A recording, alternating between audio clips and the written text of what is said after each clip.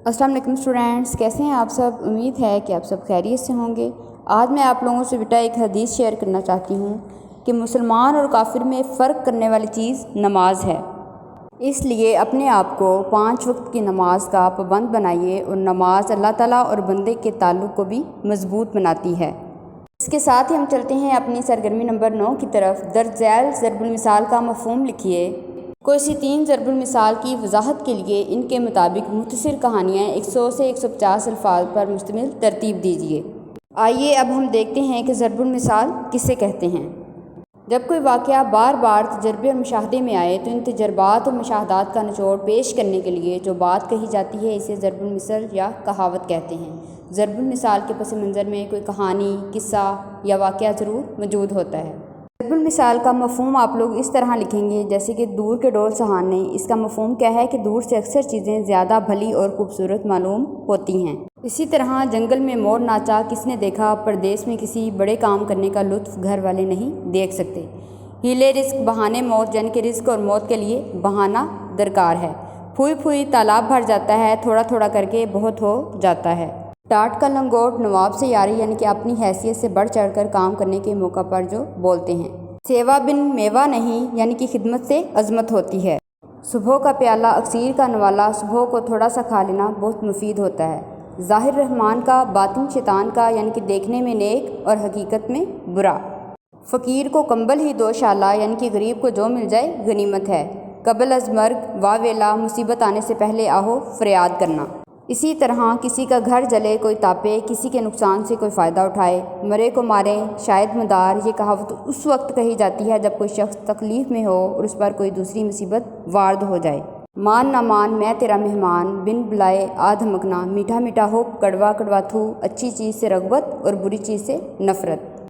मेंढकी को भी ज़ुकाम हुआ अपनी हद से बढ़कर शेखी मारना। नो नगद न तेरा उधार, जो फ़ौरन मिल जाए गनीमत है।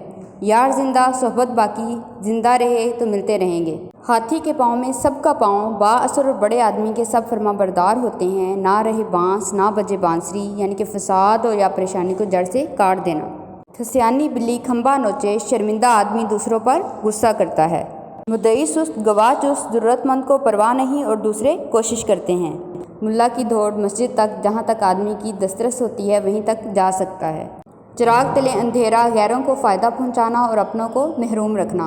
अशरफियाँ लुटीं कोयलों पर मोहर, यूँ तो हज़ारों रुपये लुटा देना, मगर बाज़ ज़रूरी कामों में कम हौसलगी से काम लेना। आइए अब हम देखते हैं कि आप लोग ज़रबुल मिसाल पे कहानी किस तरह लिखेंगे। और मैंने जो ज़रबुल मिसल ली है कहानी लिखने के लिए वो है दूर के ढोल सुहाने। एक था जंगल जिसके एक हिस्से में रीछ रहा करते थे और दूसरे हिस्से में बंदर। एक दिन रीछों के जी में आई कि क्यों ना सारे जंगल पर कब्ज़ा कर लें। चुनाचे उन्होंने बंदरों पर हमला किया, इन्हें मार मार कर भगा दिया और सारे जंगल पर कब्ज़ा कर लिया।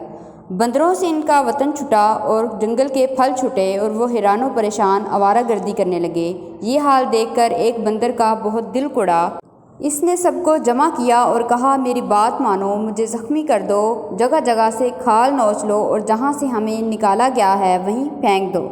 मैं कुछ तदबीर करूँगा और रीछों की बला से निजात मिल जाएगी और तुम्हें अपना वतन वापस मिल जाएगा। बंदर ऐसा सलूक करना तो ना चाहते थे मगर आखिर मान गए और इस बंदर को ज़ख्मी करके वहाँ डाल दिया। रीछों ने एक ज़ख्मी बंदर को देखा और पूछा, तुम यहाँ कैसे आए? तुम्हें मालूम ना था कि हम इस जंगल के वाहिद मालिक हैं? ज़ख्मी बंदर ने आहें भरते हुए जवाब दिया कि मैंने अपने साथियों को तुम्हारा गुलाम बनकर रहने को कहा तो उन्होंने ये मेरा हाल कर दिया।